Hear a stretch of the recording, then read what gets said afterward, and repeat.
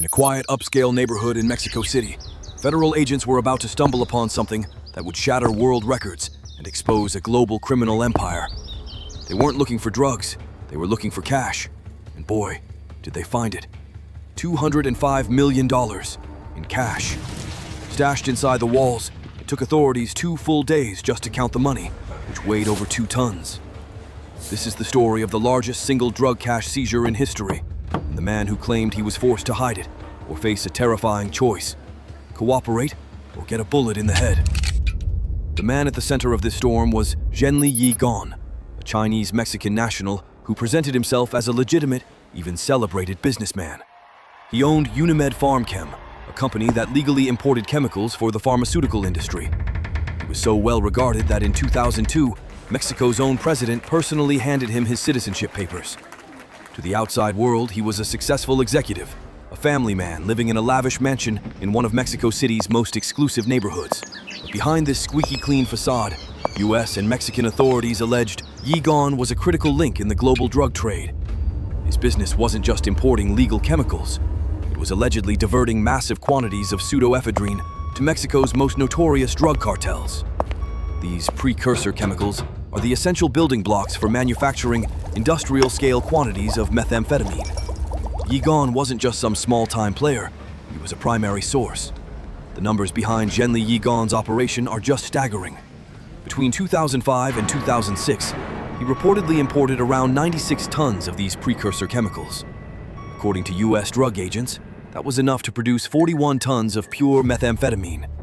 We're talking about roughly 185 million individual doses destined for the streets of North America. His profit margins were astronomical. Import documents showed he was buying the chemicals for less than $22 a pound. He then allegedly sold them on the black market for between $1,100 and $1,400 a pound. Do the math.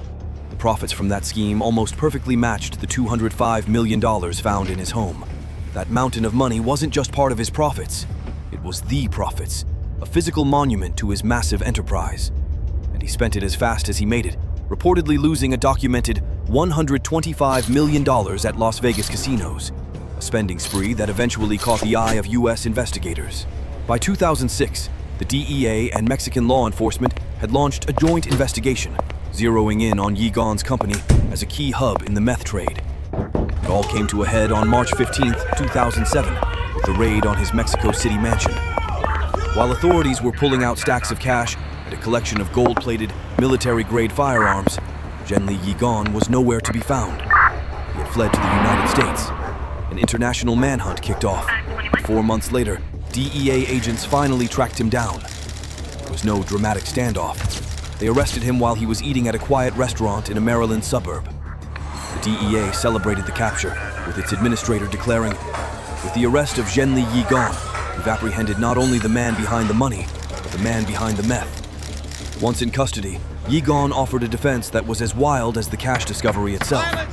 He claimed he wasn't a kingpin, but a victim. He alleged that a high-ranking official in the Mexican president's cabinet forced him to store the money, delivering the funds with a chilling ultimatum: "Cooperas o cuello," cooperate or your neck. It was a defense so outlandish, it became a national punchline in Mexico. And yet, in a country where political corruption is a known issue, polls showed that a surprising number of people actually believed him. The US case against Yigan eventually fell apart after key witnesses recanted their testimony.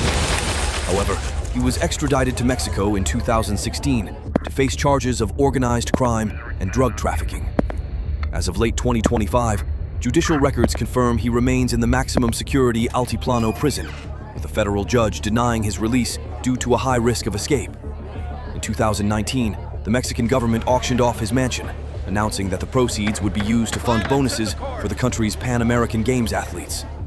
The case of Zhenli Yigan peeled back the curtain on the global narcotics supply chain, showing how one seemingly legitimate businessman could fuel the production of billions of dollars worth of illegal drugs. It triggered a worldwide shift in how authorities track and control the precursor chemicals that feed the insatiable meth trade. If you found this story fascinating and want to learn more about the intricate webs of true crime, make sure to subscribe and hit the notification bell for more.